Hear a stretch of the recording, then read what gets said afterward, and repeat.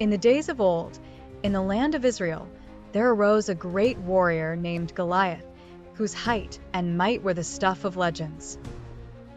Clad in gleaming armor, with a spear that seemed to pierce the heavens and a shield that rendered the bravest hearts to quiver, he was a terror to behold.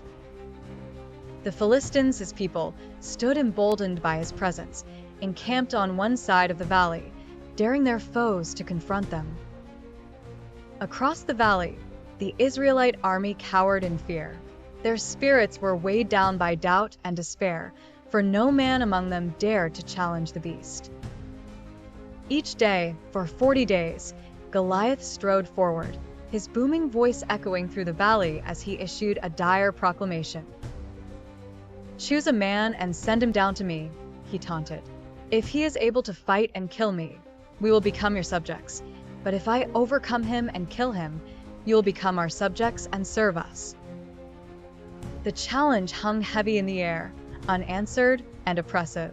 Among the Israelites, there was a shepherd boy named David.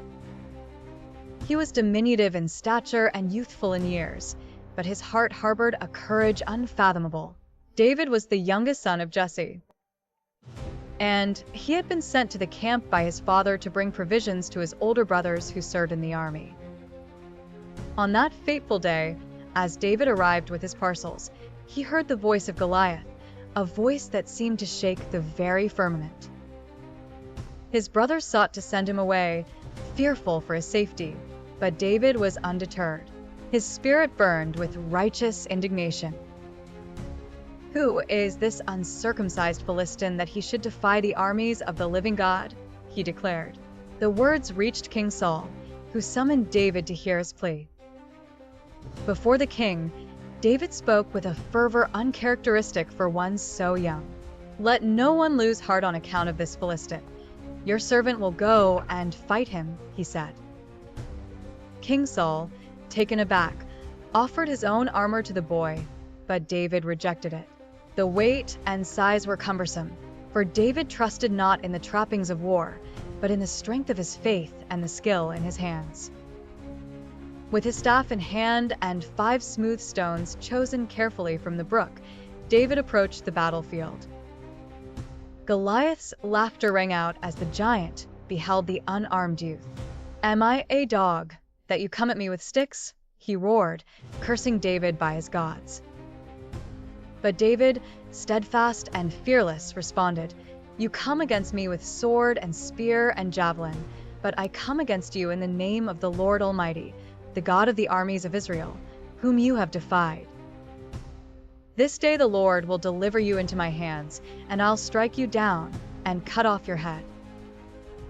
With a swift motion, David placed a stone in his sling and hurled it with precision. The stone struck Goliath on the forehead, and the giant fell to the ground with a thunderous crash. The Philistines stood in stunned silence as David ran forward, seized Goliath's sword, and beheaded the fallen warrior. The tide of battle turned, and the Israelites pursued the Philistines, routing them completely. David's victory became the stuff of legends, a testament to the power of faith and the triumph of the righteous over the mighty. It was a day that resonated through the annals of history, where the smallest among men felled the greatest, and God's favor was shown in the purest form.